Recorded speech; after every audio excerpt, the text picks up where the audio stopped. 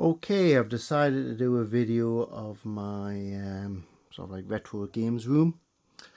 It's December 2024 and I've kind of set myself a task now, or a New Year's resolution as it were, and I'm going to decide to sell off the vast majority of all my retro gear that's in here.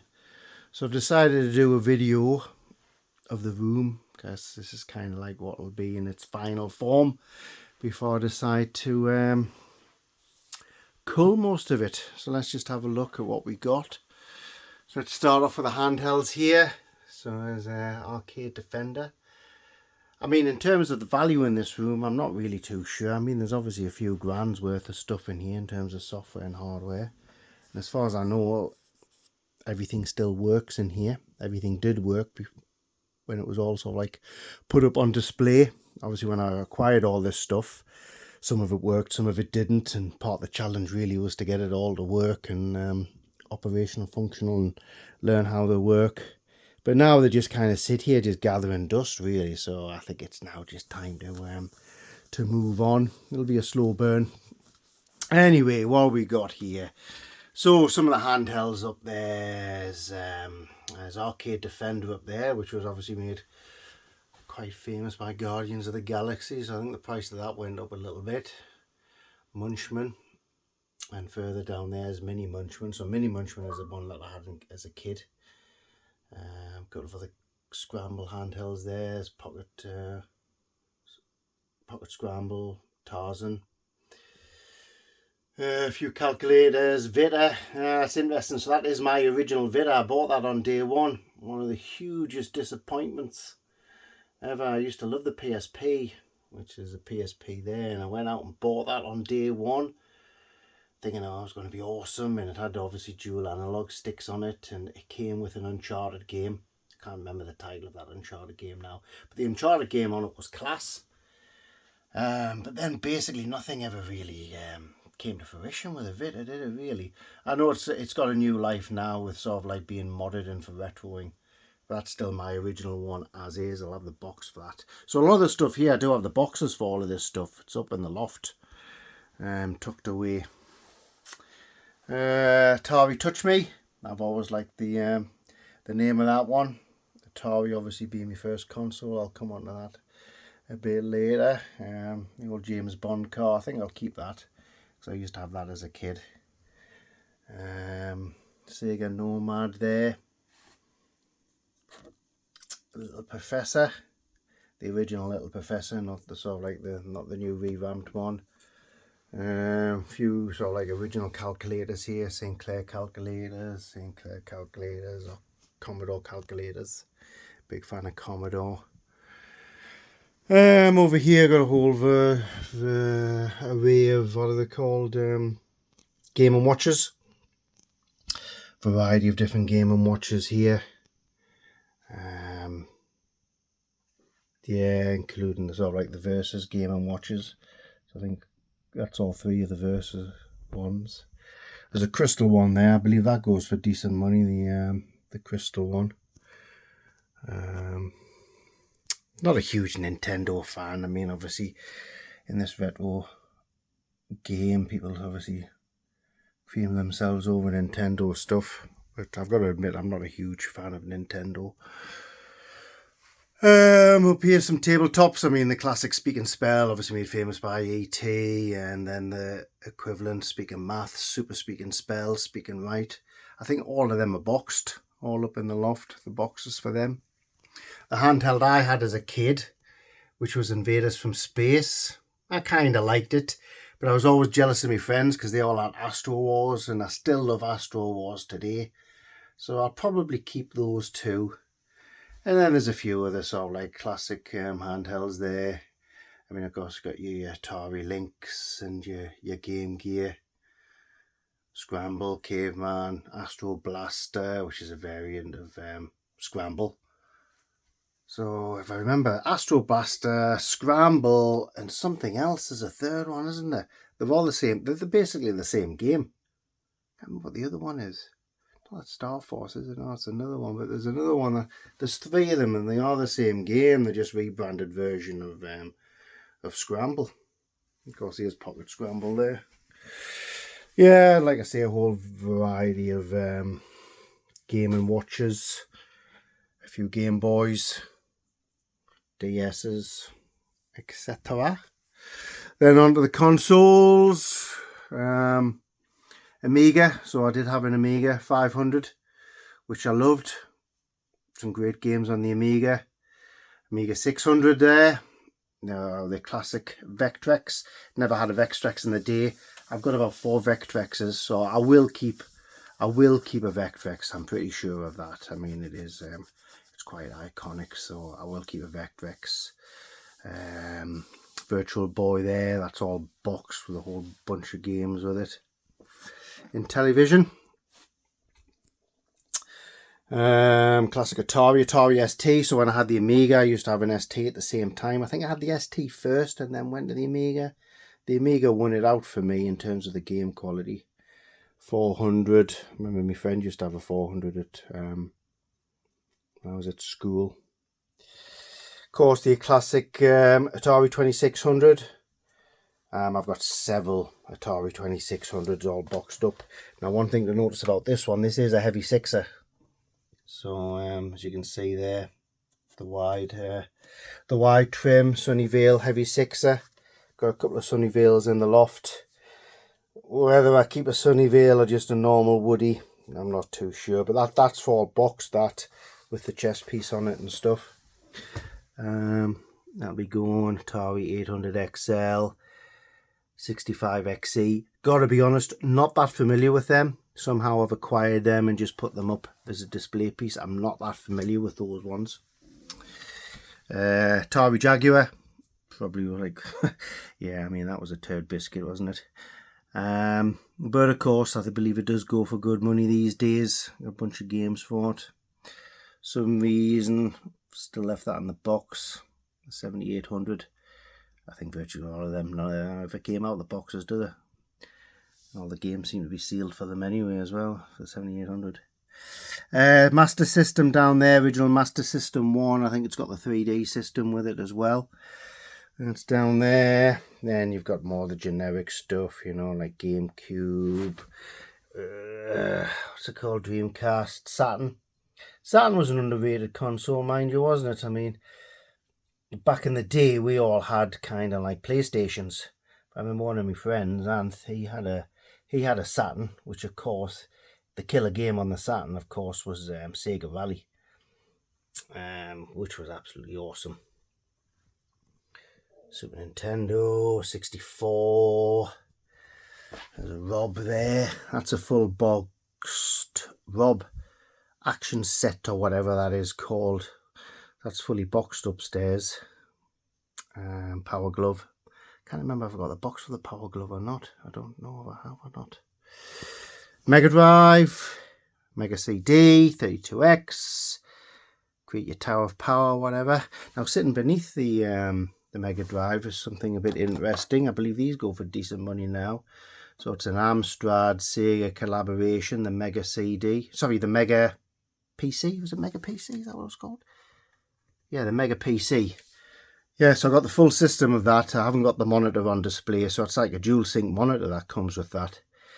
So certain res for the PC side of it, and a certain res for the Mega Drive side of it. So when you slide this across here, that's in the way, but you slide that across, then you got your Mega Drive slot and what have you. And it toggles between, I think it's a 386, isn't it? It's a 386. So the Amstrad released that, didn't they? Just as the 386 was coming out of fashion, you know, 486s were coming in, so it was a bit of a flop, that Mega PC. Of course, we got the classic Commodore 64 with disk drive, 1541 disk drive there. I mean, I was always the bread bin version, of course, of the Commodore 64. Loved that as a kid. I didn't have one. My friends had them. I was always jealous. I mean, what I had is, of course, the classic BBC, and I mean, I've got dozens of these. I will be keeping a BBC setup. So I had the BBC. Loved me BBC with the Kimana disk drive setup and stuff. But my friends had the Commodore 64, which obviously had a wider variety of games on it. So I was always quite jealous. Jet Set Willy. I mean, I know Jet Set Willy really is a Spectrum game, but I remember my friends having Jet Set Willy on the Commodore 64. And, I thought it was amazing. What else we got there? Amiga CD. That's a 3DO there.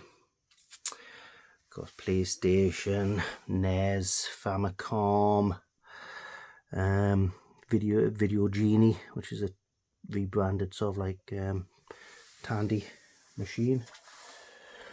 What else have we got? We got a Dragon 32. Was aware of it back in the day, never really had one. A Mega ST setup, so like more the businessy kind of version. Philips CDI, ZX81 with the classic sort of like Sinclair Pocket TVs, which do work. And I have had the ZX81 running on that one, I believe. Don't think I've had it running on that one.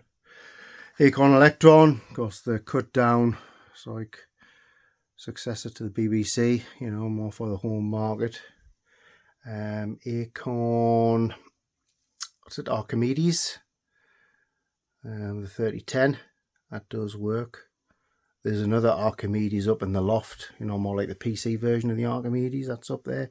There's quite a few things in the loft, the bigger stuff, you know, like Commodore PETs and sort of like older 286s and stuff like that up in the loft. Bigger things that you can't really put on display down here. Of course, the rarer version of the Spectrum there, which is the 128 toast rack. And sitting behind that, you can't quite see, Sinclair QL, the Quantum Leap, which I believe was a flop. Video pack, Commodore 128. It's a bit of a sort of rarity. I think that goes for a bit more money. The successor to the 64. Just obviously 128 memory. I believe it was compatible to a certain extent. Evel Knievel up there. Simon. Box Astro Wars. Big Track with the trailer. That's all boxed up in the loft. All the boxes are for that in the loft. What else we got over here? Yeah, we got the Z88, which was sort of like a Sinclair and Acorn collaboration. It runs BBC Basic, that I believe, but it was by Cambridge Computing or whatever.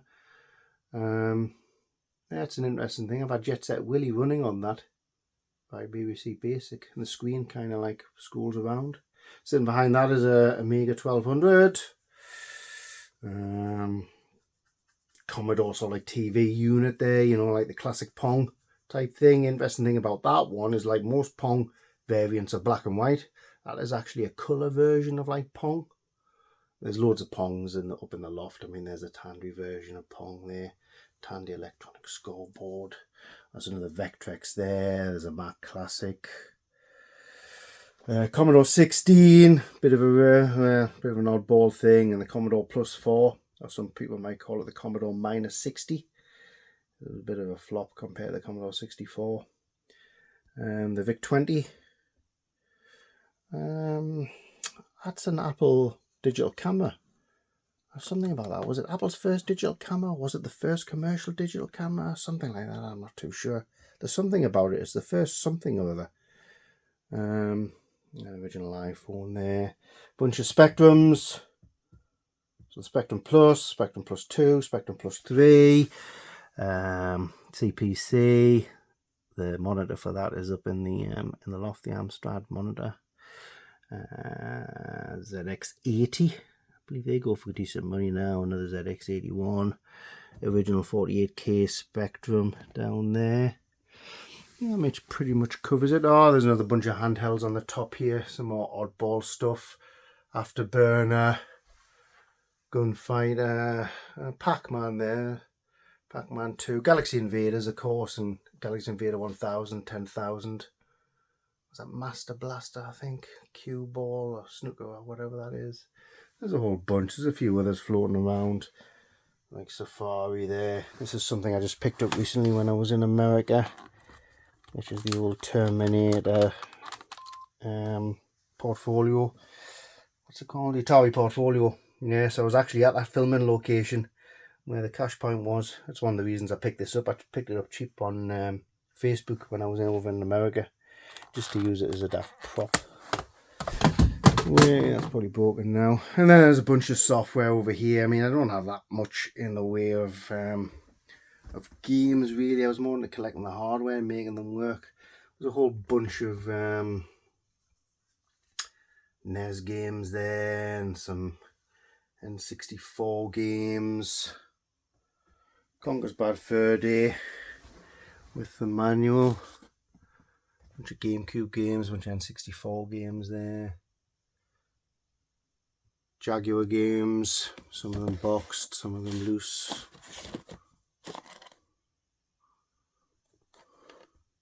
A whole bunch of Atari cartridges, some of them boxes up in the loft.